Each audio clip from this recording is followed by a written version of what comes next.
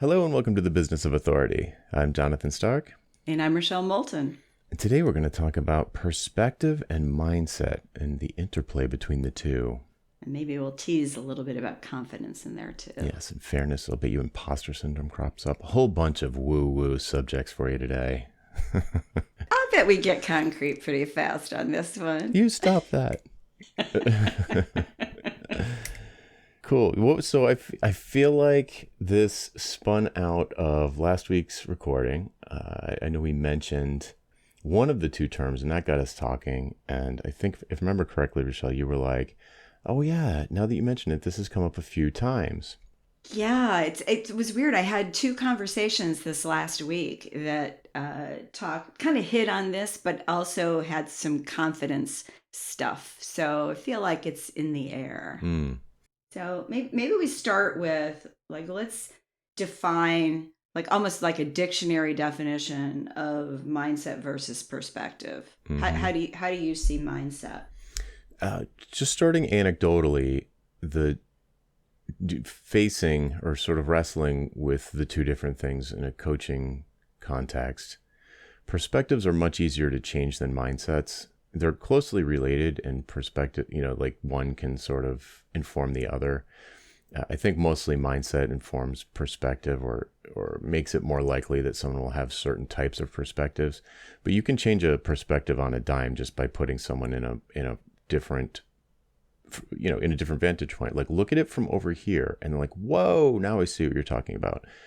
It doesn't happen all the time, but it can happen where a light bulb comes on and they never can go back to seeing things the old way. So for me, that a perspective is like that. Mindset is more of a deeply held foundational belief about yourself and the world that could have all sorts of inputs into it. Your childhood, religious background, early life experiences, and things like that just form the way that you see the world. So you can it's kind of like a perspective, but it's this, it's the way you see things, it's the way you perceive things, but it's way more deep-seated, maybe to the point of being subconscious, and not something that is easily changed. Yeah, I like that because I think of it as being anchored. And what's interesting, if you look up various definitions of mindset, you'll hear the word or see the word fixed. That it's fixed, but then you'll also see that it's an intention or an inclination. And so I just believe that there are aspects of our mindset that we can change if we become aware of them and we want to change. And sometimes that means therapy. It's not just that you read something, it's that you need to rethink how you think about a thing based on all the things you described, right? Your earlier experiences. Right. Yeah, you can help someone change their mindset for sure, but it's way more, to me, it's like way more pure coaching where you can't just turn on a light bulb and they say, oh, oh, look at that. I've been wrong about the last 20 years of the way I perceive the world or my role in it, or it just doesn't, I've never seen it happen.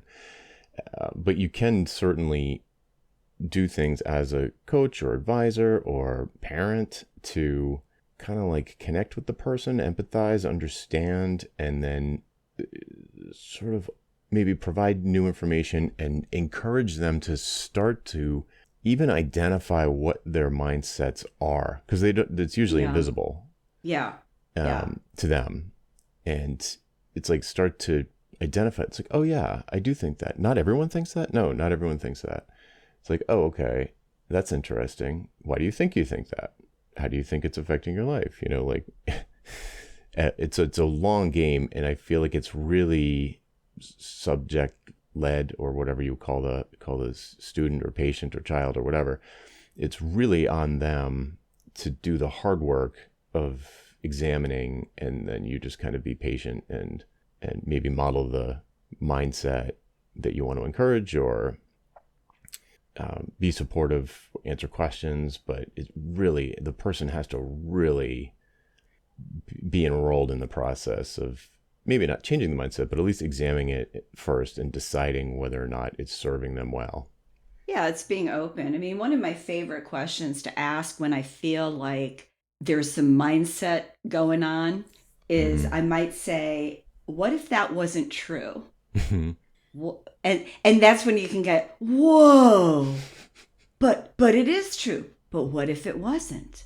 Well, and then you start to think about, oh, so I mean, a simple example would be, what if I think that $100 a month is the maximum someone will pay for a membership program from me? Hmm. And well, what if that wasn't true? Oh, maybe it's 200. Wow, well, what would that look like? And what would I have to do to provide $200 worth of value? And if they don't really believe it's possible, they're going to just double whatever work they're doing in the $100 to get to 200. So it's examining that stuff. And it's like the biggest favor you can do for yourself is to ask yourself, well, what if this thing I'm looking at, whatever it is, wasn't true? Yeah. It comes up a lot with pricing. I'm sure it comes up, anybody who's doing some kind of coaching, whatever their focus is, it probably comes up a lot with whatever the focus is. But since I focus on pricing so much, I see it come up a lot in that context. And there are a few of them, big ones, that are just kind of like, I don't 100% feel capable to solve, because I don't think anyone can solve them. Like I said before, it's kind of like on the person with the mindset ultimately to make that transformation. And like the most you can do is patiently provide support in that journey, but you can't make it happen. You can't make the horse drink. So the ones that come up for me regularly are scarcity mindset versus abundance mindset, which is brutal in terms of like your getting the work-life balance or the leverage that you want to create. It's just like, wow. For a business like ours, scarcity mindset makes things way harder. People don't want to share anything. They don't want to share their best thinking. They want credit for everything. It's really tough to share. Like I would advocate, my approach to building this kind of a business is like, give away as much for free as possible. And it doesn't really don't waste time chasing down people that are copying you or plagiarizing. It's like, just don't waste your time with, like, is it annoying? Yeah, just don't notice it and move on. It's like somebody with a scarcity mindset just like flip out about that. Another one is it expresses itself as guilt, and it has something to do. I haven't wrestled this one down really. I don't have a great name for this. Maybe you do. But it's like this work ethic thing that if I'm not working hard, if I don't feel like I'm working hard, and how do I define hard? Because none of us are digging ditches. I mean it in the sense of like, you're drained by your work. It's hard. You have to force yourself to do it. You don't want to do that next thing. You're back-to-back phone calls. You're worn out. You don't have time to go to the bathroom. You can't play with your kids as much as like, you're working hard. And the idea is the mindset that it has to be like that. And if you're not doing that, you feel bad about yourself. If you feel guilty, you feel like you have not done something that you should have done. I call that the work should be hard Yeah. mindset. It's not workaholism, which isn't what you're No, saying, but no, it's workaholics different. is kind of like another way to look at it. But but I feel like a lot of workaholics are enjoying the 80-hour weeks in a perverse way. It's not I shouldn't say perverse. It's like, hey, if that's your jam, then whatever, I don't care. But if you're feeling like you don't like it and it's the only way, and when you take a day off for some reason, maybe you get sick, you're like, ugh, you just feel worse. It's not rejuvenating because you just have this guilt. And you said you call it what? Work should notice the use of the word should. Work should Right, be hard. right, That's why they call it work. right, right. But you can make money from something that feels like play. Yes. But that's a mindset, right? Like that's a huge mindset. That's definitely a mindset. And it's one that can change if you're aware. And again, Hmm. it's, well, what if that wasn't true? What if work doesn't have to be hard? Well, Right. I don't know. So you can try something. You can try one thing to see if, and it's, for me, that's in coaching, that's usually getting people closer to their genius zone, Hmm. because they're probably doing things in one of the other three zones, your zone of incompetence, your zone of competence, or your zone of excellence Right. versus your genius zone. And, once somebody experiences that, a lot of times the scales kind of fall away and they start to embrace it. But it's mind bending the first time it happens for someone with this mindset. Yeah, mind bending. Yes. What's another one? Another one around pricing is selling to your own wallet, which you kind of touched on.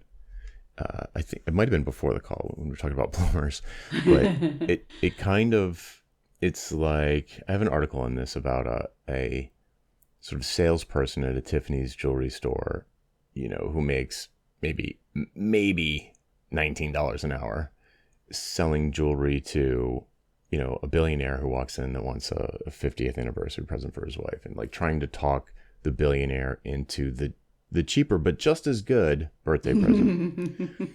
And the billionaire being like, no, I'm spending 50 grand. I just tell me which things are 50 grand or whatever. I'm sort of paraphrasing my own article. Right.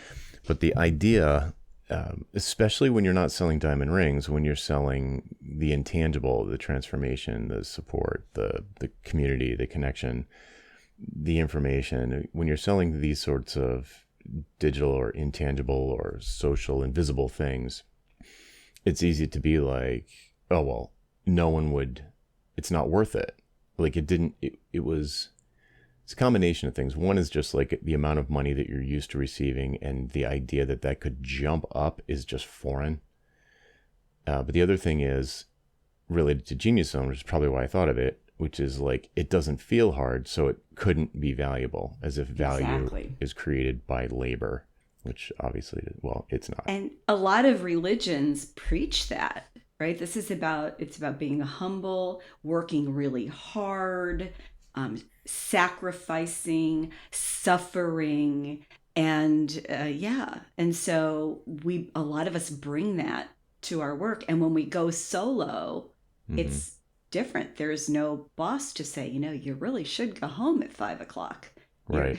How about you take tomorrow off and rest after you did that big presentation? You're all by yourself. And so those mindsets kind of echo inside your head. And if anything, I think they get stronger when you go solo. Right. Yeah. My trainer tells me it happens commonly that he's not a big fan of people like measuring their fitness on a scale. He thinks that's foolish. And that's perspective. Yeah, right. That's a perspective, right. And he sees people who are shooting for a number, and they're doing something that hasn't gotten them to the number, and so they just insist on doing more of it. Especially especially cardio people, so rowers, runners, people like that. They're like they've got this dream weight in mind, and they're rowing twice a day, in whatever the season, and they're just not getting down to their dream weight, so they just do it more, and very quickly you get to diminishing returns, like injuries, your body going into like panic mode, holding on to every ounce of fat because you're out in the middle of a river in winter rowing for 90 minutes. So, and he just shakes his head, and he's like, it doesn't, and he I'm putting words in his mouth, but it feels like the same thing where nothing he says, or certainly he can't just flip a switch and have that person see that, well, you've been doing this for 6 years and it hasn't worked yet, so doing more of it isn't probably going to change anything. It's like you've had 2 knee replacements because of this behavior, and it's just like, no, I gotta grind, I gotta do more. And I see that same kind of thing in business, where especially soloists, where there's no one to delegate to, you have to do everything, or most things anyway. And there's this, I don't know if this is perspective or mindset, it's probably more perspective, but there's this perception that that I just need to be busy all the time, because it's like if I don't keep paddling, this boat's gonna sink. And it's like, well, put up the sail and sit back for a minute, right? Yeah, it's counterintuitive if that's not your mindset. Yeah, right? Do less, and it will actually get you more. Get more. Right. That's a great mindset to adopt if you're looking for one. Yeah, I don't know if is that, I don't really know if that's like an abundance mindset. I don't think it is. That's not. That's more like, I mean, I think almost nobody would disagree with the idea that, work smart, not hard. Like yeah, let's do that. You don't want to do things the dumb way. You want to do things the smart way. But then they don't necessarily act like that in their business for a variety of good reasons. I think like they Right. don't know what the smart things or the easy or the efficient or the effective, I should say, not efficient, the effective way to get to their outcomes are. Maybe they don't have a good definition of what their outcomes are, so they're just like scrambling. Well, and they could be selling to their own wallet, to your point. They can also have this idea of what being an entrepreneur means. This, I've got to bootstrap everything Mm-hmm. and for all time. I mean, there are some folks even in the soloist space like that. Mm-hmm. Right. Yeah, I have to do. I have to do every. So I'm like I would. I'm. You could almost point this finger at me, like I have to do everything myself, but I don't do everything myself. I only do the things I want to do, and the stuff that doesn't need to get done doesn't get done. So could I get to where I? Well, okay. So like, could I? Let's put it like this. Could I increase my revenue dramatically by hiring some people? Absolutely, no doubt about it. Mm-hmm. But I would sacrifice things that are way more important to me, like my day-to-day experience. Like now all of a sudden I have meetings. I don't want meetings.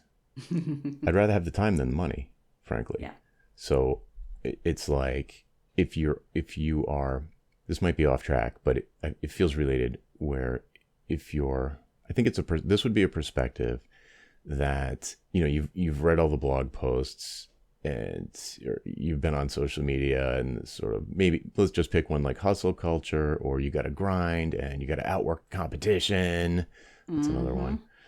If that's your reality, if that's to me, that's a perspective. That's not probably from your youth or some fundamental value proposition or belief. But if that's your perspective, then you're copying someone for whom it probably worked and is advocating it to other people, but that doesn't mean it's the right fit for you. So for me, that's a big perspective one, is like, look, why did you start a business? Why didn't you just keep being an employee? You're working more now for less. Mm-hmm. So why did you do it? Oh, I did it to help people. It's like, you couldn't help people as an employee. Well, yeah, I could help people as an employee. I was helping people as an employee. Okay, so why'd you decide to do it on your own? And I think inevitably the answer is for the freedom. And it's like, but now you don't have the freedom. Yeah. So do you see a problem there? Oh, I can still remember when I sold my first firm to Anderson, and I felt like a weight had been lifted, even though I was like, oh God, I'm going to be an employee. Ugh. What I remembered was I'm not going to be running around on the carpet underneath the desk Fixing the at Wi-Fi. midnight trying to fix, technology, the server that broke. I don't have to worry that, my sole admin decides to take a sudden vacation Yeah. for personal reasons and I have to like do her job for a week. It was, the sense of relief was amazing. Right, because all of a sudden you had nothing to do Yeah. comparatively. Comparatively, exactly. And I had a whole lot more money in my pocket. Right. Yeah. So, I mean, that's an example of like work. Well, that's Yeah. an example of a bunch of things, but Yeah. I think another one that I hear, and it almost never is said, but it's like I can sense it, is I'm not good enough to be at the top yeah. of my field, whatever that is. I'm Mhm. not good enough. So yeah, so and so is there, and they're really fabulous, but I'm never going to be as good as they are. And that's a really insidious one. Can you say more about that one? Yeah, I mean, I think that, and you might think by the way I said it, that it's people that are at the beginning of their career looking at somebody else who's got 20 years of, Yeah, that's how 10 I years took of it. doing this. And it's not that. Okay. It's where there is this underlying belief that no matter what you do, you are not going to be at the top. And I'm not talking even about like a sad sack, like an Eeyore. Oh, well, I'm not talking about that. I'm talking about someone who probably got some messages in their early life that they weren't good enough. So it's harder for them to do things like not write a book, publish a book. right? It's harder for them to do a speech. It's harder for them to do a podcast. It's that pushing yourself out on this platform feels way more scary to a person with this mindset than someone without it. That's so. Do you think that is a confidence thing, imposter syndrome? Because maybe they're right. I mean, maybe they won't be as good as this other person. I just don't see why it matters. Well, what I'm saying is they're not good enough to be at the top. Who cares if they're at the top, I guess, is what I'm saying. It's like what? I mean, you could do, I mean, it seems like a false dilemma. Is that what it's called? It's like what? I see what you're saying, and I see how it would hold someone back. Like, it's like they think they need to be the best in the world to justify being on stage, something like that. Or to charge a certain price. Okay. And it's really what the thing that I'm talking about, and I'm not a therapist, but the thing that I'm talking about is really part of their makeup as a human. There is this feeling that they're not good enough, whatever environment that is. Mm-hmm. And so sometimes people will try harder because they know that, and so they'll fall into the the busy one that we talked about. But for others, it's just more of a challenge than for the average bear to push themselves out there. You could call it self-esteem, but yeah, it's all of those things. It's imposter syndrome. It can be all of those things, but if it's a fixed part of your mindset, mm-hmm. then to your point earlier, it requires some examination and being willing to do the things to start to step you out of that mindset. That's an interesting one. I've probably encountered this, but I don't know that I have. So I've probably seen symptoms of this, but I've never identified this in someone I've worked with.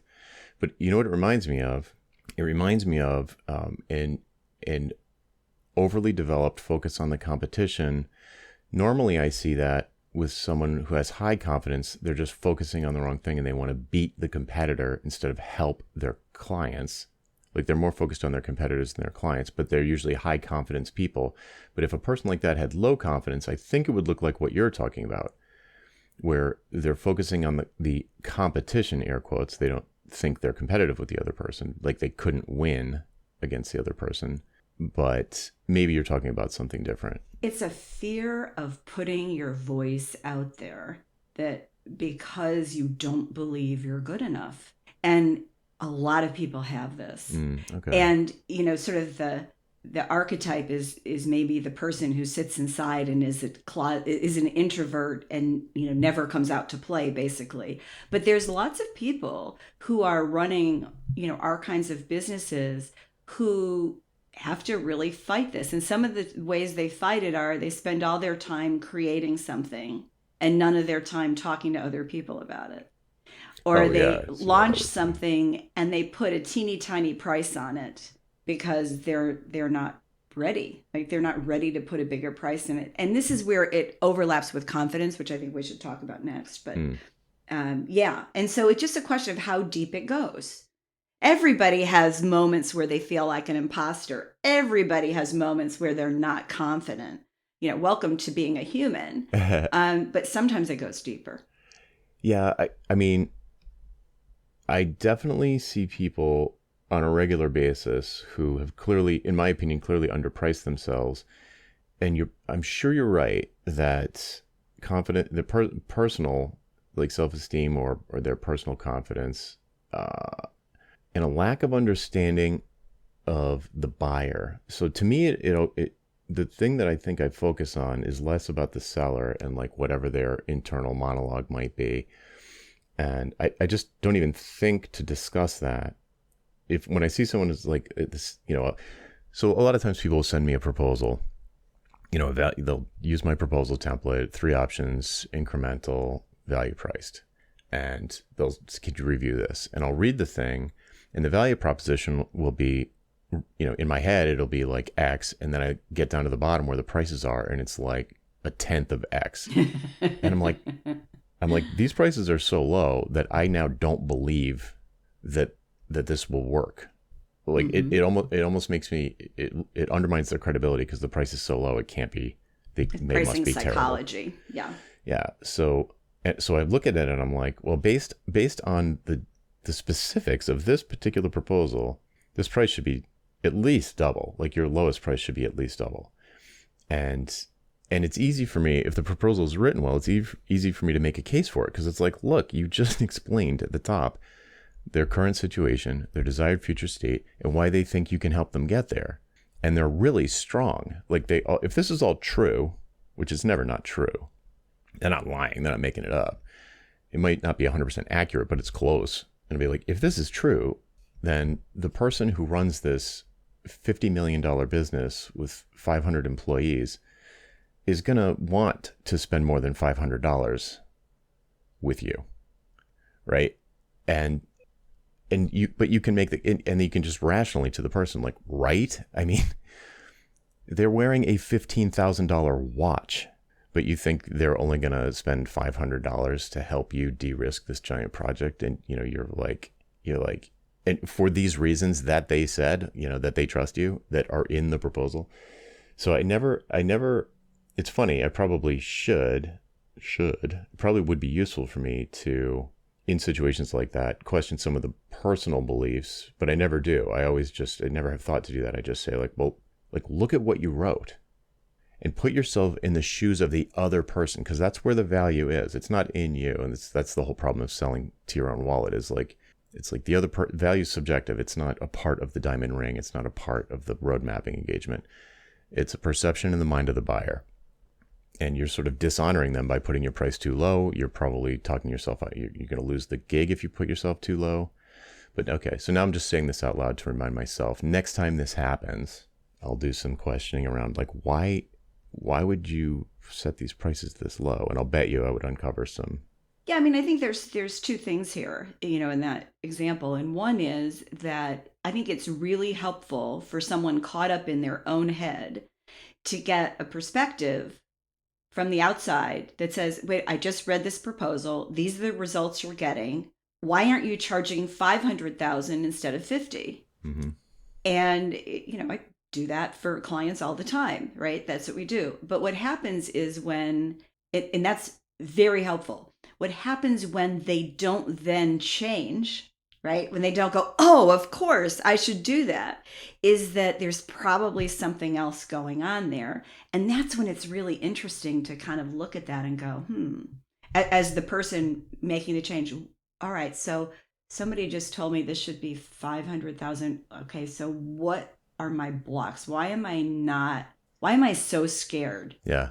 Is it because I really need the 50,000? Is it because, I wouldn't pay 500,000? Like, so you start to examine those things, and then eventually you change your mindset or your perspective depending on how deep it goes. Right. That's a great point. That's a good trigger for me to keep in mind when someone, on the call, we agree, yes, this should be at least double what you put here, at least. And then they agree, and then they don't do it. Then it's like, okay, yeah, exactly. What are you afraid of? Like, and you just listed all the things, right? Like afraid of losing the gig, need the money, cash flow. Okay, that's a fair answer. But why didn't that come up on the call when we were talking? Like, why didn't you say, yeah, but I need $500 right now, no matter what, or 5,000 or 50,000, like whatever the underprice is.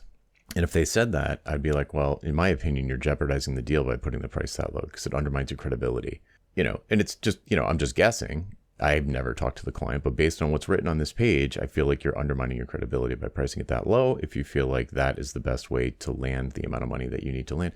But it's like, if we don't have that conversation and they still submit the proposal with the low price, then exactly right. It's like, okay, well, let's talk about that. Like you said you were going to do it, and it made sense. And you didn't. So what made you not? I mean, I've had a client where they had a price, and I looked at the price and I said, at least double. And there was a lot of, I don't know if I could do it. I'm not sure. And finally they sent out the proposal and they went higher than double. I was so proud. But it was one of those things where, it's not my decision as the coach. I'm not the one that has to live with the consequences. Exactly. It's the person. And you just have to decide, do I want to take this risk, in quotes, Like, what's the risk of that they'll take it for this much, or that it's always that question. Because sometimes like the client will come back and they accept it immediately and you go, dang it, I Yeah. should have gone higher. Yes, that happens. But other times, it's I've been doing this for long enough that I do try to temper my exuberance with like inflating the price, because you can set it too high. It's possible that they'll say no. Like that doesn't seem like an acceptable price to the buyer, and so there's a risk that you'll lose the gig. So it's like, what if they say no? And it's like that's a possibility. But what if they say yes? So you gotta, at this double You're looking price. at both bets, right? It's bets, right? So It really is. How badly do I need the money on the low side that I'm going to get from this? And how much do I want to take the risk on the high side? And some people actually go through an exercise where the client is maybe not 100% ideal. They're maybe 80 to 90% of the way. And so they're like, okay. And it might not be about the client, but about the timing of the project or maybe somebody on the team. Mm-hmm. And so you go, all right, well, if I get 150% of what I usually charge, I would be willing to do this project. And I would feel good about it. And then the other question sometimes is, okay, if client X, potential client X said yes to this at this price, how are you going to feel? Especially after we've just had this conversation about where you could go, oh, yeah. Okay. And so maybe you just go up, 25%, not double. I mean, it's a journey. And it also depends on your business model and whether you have like 3 or 4 whale clients where the risk for each one is bigger. right. Or you have 20 clients where, if one says no, or 20 folks in your pipeline, if one says no, you're like, okay, we'll move to the next one. Yeah, the impact's much lower. Yeah. Yeah. So if somebody had the conversation, like what's the fear? And they say, well, I really need the money or whatever. Then it's like, okay, so let's like sit in this for a second and recognize that you agree that the price would make sense to the buyer at this higher rate, but the risk of losing the deal the impact of losing the deal is too high for you. So what can we do in the future so that you're not in this situation? Because we can both agree that it's ruining your ability to negotiate in a sense. I mean, like the proposal is the beginning of a negotiation. So you're ruining your potential to negotiate. You're ceding all power in the sales process. You agree that you've undervalued your contribution to this particular project out of desperation. So let's, in the future, so go ahead, do it. I understand what it's like when the mortgage is due or the payroll or whatever. But let's work on this desperation piece and get that out of there. And that to me that's I know how to deal with that. I've dealt with that with people before. The thing that is much trickier, I've probably never dealt with really well, is that the I'm not good enough stuff, that just like inherent I don't deserve it. It's not that that's a totally different objection. Like, how come you don't want to double your price? I don't deserve it. Well, and nobody says that. They don't say it in those words. They think it on some level, consciously or unconsciously. It's deep-seated. What would be your approach if you did uncover that kind of is that too, psychiatrist couch for us, or is that something that you've... Well, it depends what it is, because I try to draw a really firm boundary around anything that's therapeutic. Mm-hmm. And a lot of times people will tell me, oh, yeah, I have a therapist. And I'll say, oh, this would be a great thing to discuss with them. Because, it's not, I don't want to be an amateur therapist that doesn't help anyone. But a lot of times it's just asking questions, because sometimes people don't really understand that they're approaching it that way. I think if somebody's like really at the bottom of that, like a true Eeyore, they don't get through my system. Like, they're not going to wind up being a client. They might buy something from me, but they wouldn't wind up being a coaching client. Yeah. Because I don't do well. That's what I was thinking before when you brought that up. I was like, I'm not aware of working with anybody like that in one-on-one in the past. Maybe one person, maybe one of them. But an example of somebody who would get through this, because so many of us are like this, is like someone, the words they might say are, I want to be liked. by my clients, right? And that's kind of a form of this. I want to be liked. So I'm going to make, I might make, I shouldn't say I'm going to, I might make decisions that aren't the best for me, but they'll help the client to like me. So I don't have to have a difficult conversation about why my prices are increasing by 25%.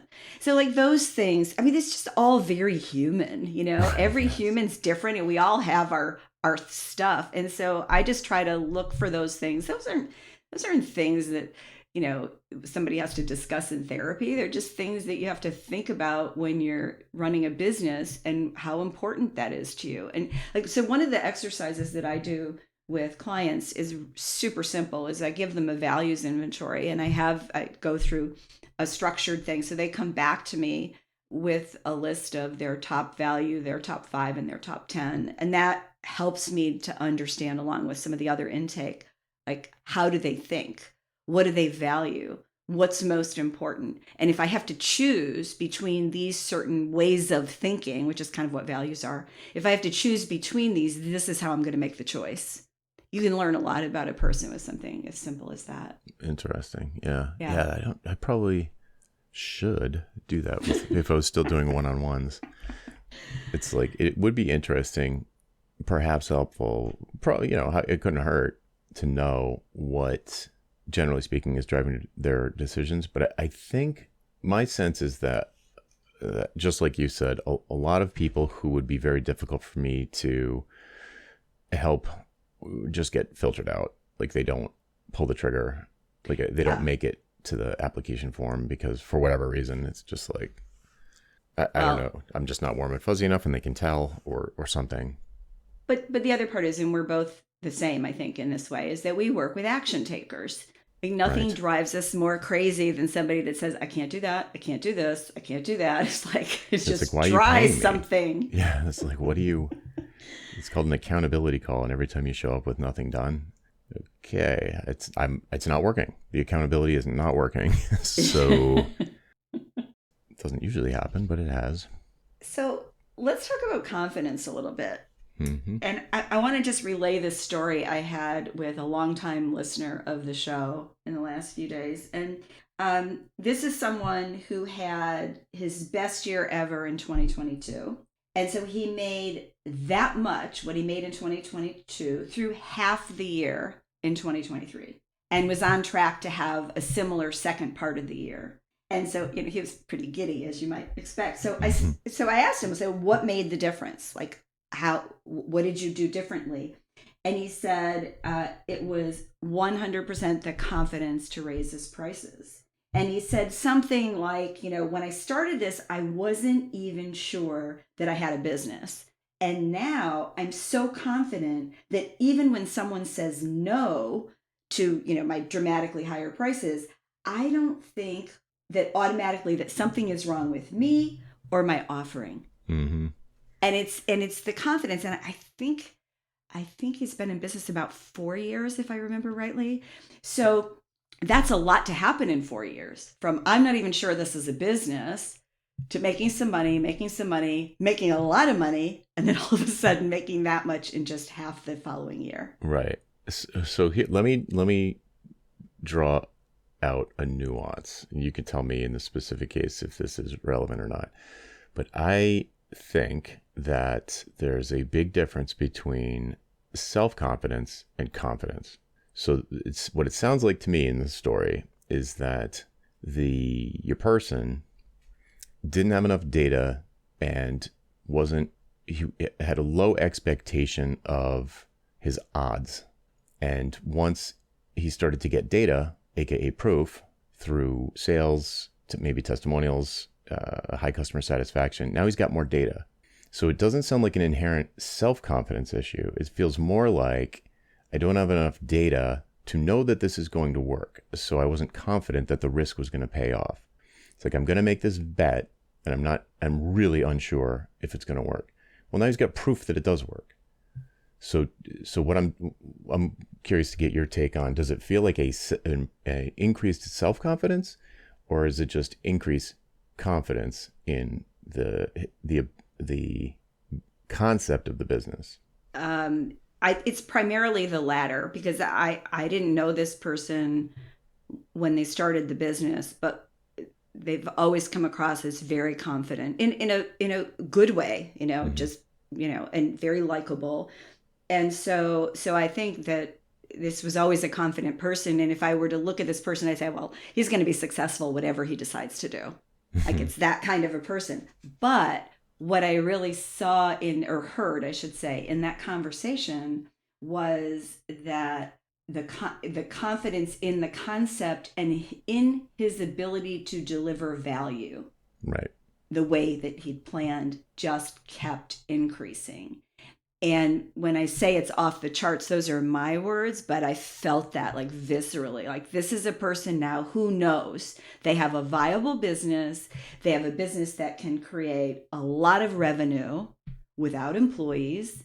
And he's got a concept that works. So going from, I'm not sure if this is going to work, I hope it does, I have a house to pay for, I have a family to feed, to, being confident at that point that the business will work, and confident in being able to say, this is my price for this thing. Here's the value that you're going to get out of that. And if the client can't see that, which sometimes they don't, it's okay. It doesn't mean there's a problem with the concept. It doesn't mean there's a problem with him.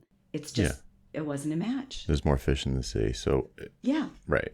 So to me, I think it's important to point out that the level that, I mean, it is the right word. Confidence is the right word. I'm trying to find words for it that are more around sure bets. It was not a sure bet. No. He was very unsure of the bet, but for some reason made the bet anyway. And now it paid off, perhaps sounds like better than even expected. And he's got a lot more information about the size of the market and the value proposition and the potential number of qualified buyers. So his calculation of the risk has become way more sure. So it's like the riskiness of it has gone way down, way down. Yes. But that's different. That might be more in the I don't even think that's in the perspective category, but you could argue that it is. Like, he's got a perspective into the market that he didn't have before. He's standing in a place that allows him to see more behind the curtain, or the fog has lifted, whatever metaphor you want. Well, if you think of perspective as also not just, but also being your point of view, right? As a professional, your point of view towards your niche, or towards your people.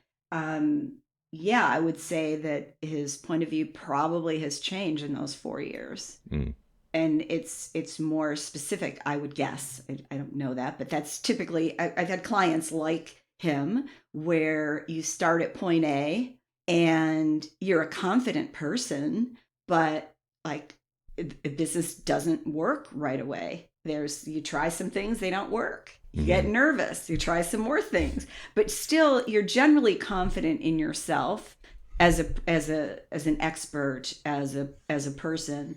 But it can shake you when things don't work. Yeah, especially if you're making big bets, like bet the farm type bets. Yeah, I mean, this is why we've talked many times before about, like, you come up with it's like a hypothesis. Like, your guy, he had a hypothesis. I think this is a business. I don't know, but I'm going to try and prove the hypothesis. And he did. But, if that's, so there's always going to be uncertainty, because in business, there's always going to be risks. That's where the reward comes from. And that's like an important piece of the puzzle, getting rewarded for delivering value by cashing checks. So when you have this hypothesis, you can test them. You can act like a scientist and be a little bit more dispassionate about the outcome of any given experiment, because you haven't got that much skin in the game. It wasn't that big a bet. It was like, oh, let me see if I've got this idea for a business. I think the value proposition is this. I think the target market is this. I think the expensive problem is that. And I think I can get in front of these people over here. So I'm gonna tweet about it. I'm gonna put together a 30-minute webinar and see if anybody shows up. And what do you know? Nobody showed up. So either, but that's not like a 6-month commitment to find out if, to just run a little test, imperfect as it is. It's a little test. And if you had 100 people sign up, whoa, something's going on here. Yeah, but even then, that's not necessarily it for people who are in high-end corporate B2B, because trying to get those people to a webinar. Or whatever the test is. You get to show a booth at a trade show, wherever they are. You go there, you do a little test. But the reason I brought it up is because that is a way to decrease the perceived risk, to increase your confidence that this could be a good bet. But it has like almost predicated by the person having self-confidence to even show up at all. Yes. Right. You got to have that. Right. You really do. Otherwise, you're just going to, go be an employee. Like, why put yourself through this? Right. Why torture yourself? Yeah. If it's not something that you want. That's probably a great question to ask. Like for my son plays video games and a lot. And when they refer to people who just play the game as hard as possible to win. They, like, all gamers call those kids tryhards, and they're like not even having fun. They're just trying so hard. Okay. And it's like a pejorative term. Like, oh, here comes tryhard. It's like, we're goofing around over here. Like, we're trying to have fun, And if you didn't want freedom, why did you start a business? That's what made me loop back to this, as you said. Like, it's like being an employee is fine too. Like, if you're not interested in working for yourself, then great. Just know yourself. Like, the self-knowledge is the important piece. But if you really hated being an employee or working for your last boss or a string of bosses, and you just don't want, you don't want that, then it's like, okay, you really need to get comfortable with what's going to happen if it works. Because if you're not comfortable with, if your mindset, I think this is mindset, not perspective. If it works, you're potentially going to have a lot more free time, which is the thing you wanted. You want to be able to do what you want, when you want to do it, where you want to do it, with people you want to do it with, which feels like play. It feels like fun. So if you're not prepared to enjoy that, you've got a bit of a dilemma, because you don't want to have a boss. You don't want to be undervalued by your employer, but you're also not willing to accept the spoils or the benefits of being your own, being the owner of a successful business. So you would probably sabotage yourself or do lots of busy work to fill in all of that, of what should have been free time or time to think about the business or read or play with the kids or, all these other things. So I think sometimes this is what I'm getting at when I talk about carrying an employee mentality into business ownership or entrepreneurship, where you feel like your calendar has to be wall to wall, and it doesn't. Yeah, it's kind of like you may start that way in your first year or two, but the idea is to morph off of that. And if you can't, then that's either a sign that you need some help figuring out the business, or you need some help, like therapeutic style help, figuring out, like, what do you really want? What's going to serve you? And where do you want to push yourself versus where do you want to burrow into your comfort zone? Yeah. And there was a great piece on LinkedIn, I don't know, in the last year anyway, and somebody wrote and said, nobody ever says this, and I'm a little worried about putting it out there, but I'm giving up my business and I'm going back to corporate. Mm-hmm. And she went through her reasons, and I applauded her. Mm-hmm. Like, she made the right decision for her. She said, I feel like there's shame around this, but I don't want to accept that. That's why I'm putting it out here. I'm not ashamed of this. Mm-hmm. And I loved it. I did. Yeah, own it. Well, yeah, this is about what's right for each of us. And, we're not all the same person. We want different things. And there's a lot you can do as an employee in an organization. Sure. Just because, I don't want to do it or you don't want to do it doesn't mean it's not exactly right for you or somebody that you know. Mm. I mean, thank God. I mean, we need employees in the world. Yeah. That's great. I love it. It does. I think, if there's a central theme that kind of ties together perspective, mindset, confidence, all of this stuff, employee mindset, all that stuff, it's kind of like self-knowledge, right? It's like understanding yourself, what you want, what is preventing you from getting it, what are your strengths that would help, that you could perhaps amplify to help you get there. Like, is this even the right fit? It's like it gets very big picture pretty quick. Hmm. Yeah, and most people don't sit down and figure all this out in a day or two. It's a thing that unravels. Actually, Yeah. unfolds would be better than Yeah. unravels. It Yeah. unfolds over time because also your life changes, right? Maybe Sure. you get married or divorced, or you have a new partner, you have children, your children go away to college. Like all these things happen, or you care for your aging parents. Like all this stuff happens in life. So, you change as you go. Hmm. Yeah. All right. Well, I feel like we've potentially opened up a can of worms for some part of the audience. I don't know. I mean, ultimately, it should be for the best, I hope. Yeah, let's hope so. Yeah. Right. But yeah. So let's just repeat. Like, changing a mindset. Once you've identified a mindset that is perhaps not serving your current situation, you need a lot of patience to kind of unpack it, examine it, hold it up to the light, turn it around, figure out what might be an alternative, a better alternative that suits you, is more useful. Rework it. All right. Anything else we should say before we wrap No. up? No. We done. Got to turn the AC back on. Yes. All right, folks. That's it for this week. I'm Jonathan Stark. And I'm Rochelle Moulton. And we hope you join us again next time for the Business of Authority. Bye. Bye-bye.